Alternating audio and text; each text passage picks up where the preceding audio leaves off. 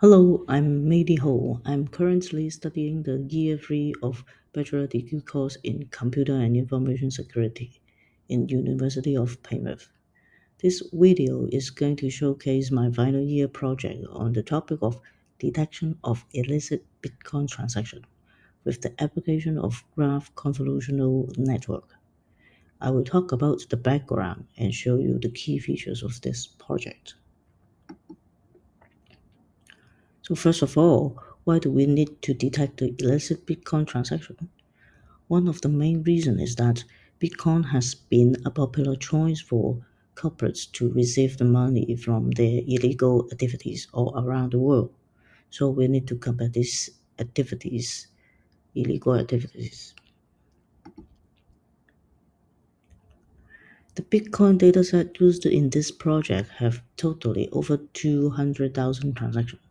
However, only around 42,000 are labeled, in which only 9.8% of the labeled transactions are illicit.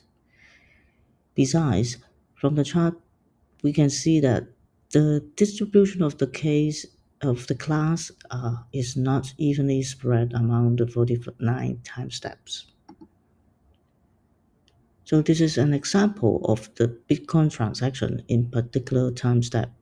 From the graph, the green dots are illicit transactions from exchange, wallet providers, miners, and other illicit services, whereas the red dots are the illicit transactions such as scams, malwares, terrorist organizations, ransomware, and the tiny arrows are representing the flow of the transactions.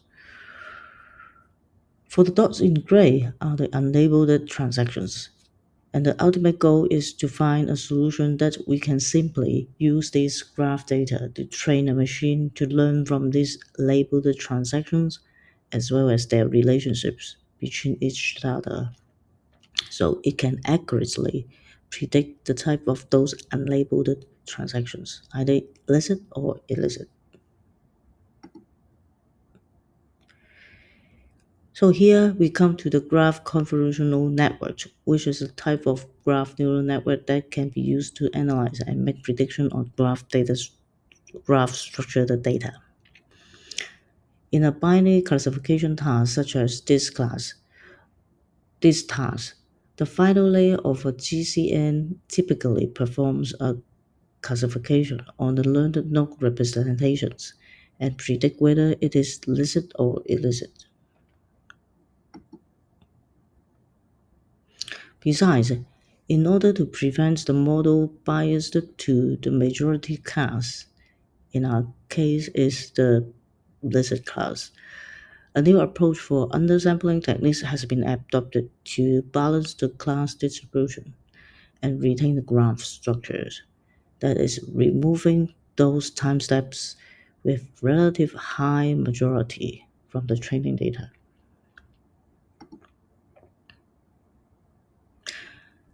After the model being trained, in order to evaluate how good the model is doing, it is tested on the unseen data with the following measures calculated.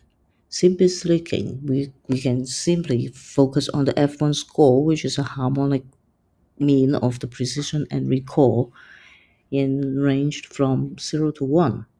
The higher in the F1 score, the better the model is performing. So this is how our model being trained, and we trained it with 400 epochs.